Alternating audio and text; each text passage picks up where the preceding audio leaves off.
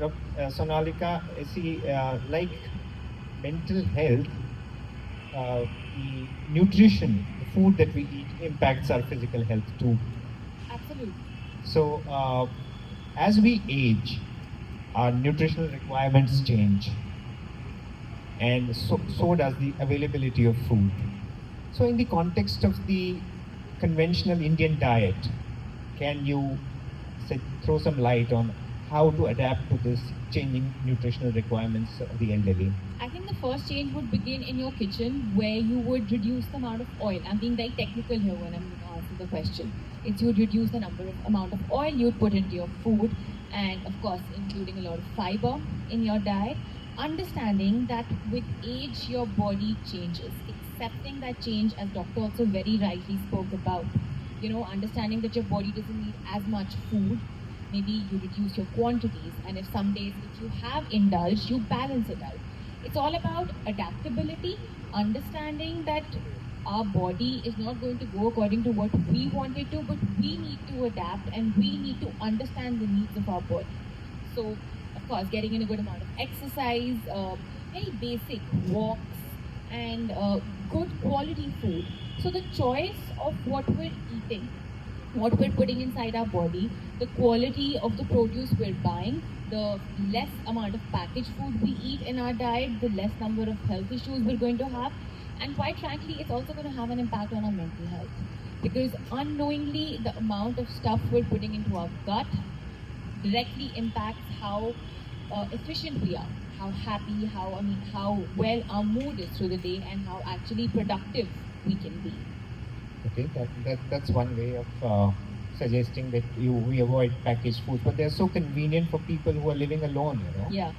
And in the changing reality of families in India, in Delhi, with children working out of in other cities, other countries, going for studying, and the family is kind of disintegrating, and children seem to be not there for the not by choice but by circumstances. And so these elderly people who live alone do not have access to do not always have access to fresh produce Right. on a regular basis. Yeah. So for them, do you have any practical tips? Yes. As a matter of fact, it's something that I tell all my clients of all age groups that wellness is all rounded, right? So you have to also make sure that you're incorporating some breathing exercises, breathing techniques, some pranayam, and like I said previously, a lot of walking, maybe 45 minutes to 1 hour of walk. And pranayam, I find, is a very, very useful tool. It can be even for a few minutes. It just completely aligns you mentally, emotionally, physically, in all aspects.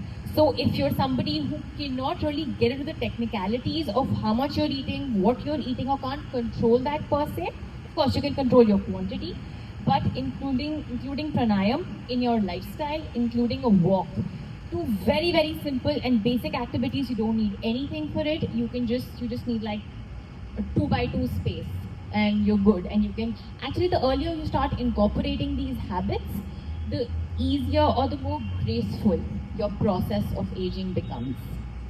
What about the suppose they don't have access to fresh produce on a daily basis? So can they? What are the practical tips for to meeting their nutritional requirements? Because as age catches up, one develops few medical conditions like lipids go up, Yeah. tend to go up, blood pressure goes up, people are on medication, they have limited mobility. So are there any practical tips for them? See, in all honesty, I think precaution would be better than cure. So, like I said, you begin earlier.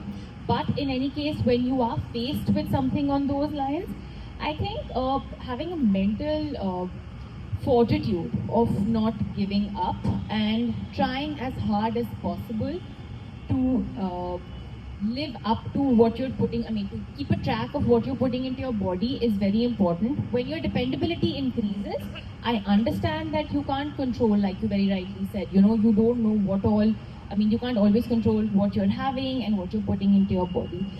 The quantity game in that aspect is a very, very major factor. You don't have to completely fill your stomach. You can maybe just leave about 25 to 30% of it empty after a certain age, and this one trick is really going to do wonders. Thank you very much Thank for you. that enlightening discourse. How, as we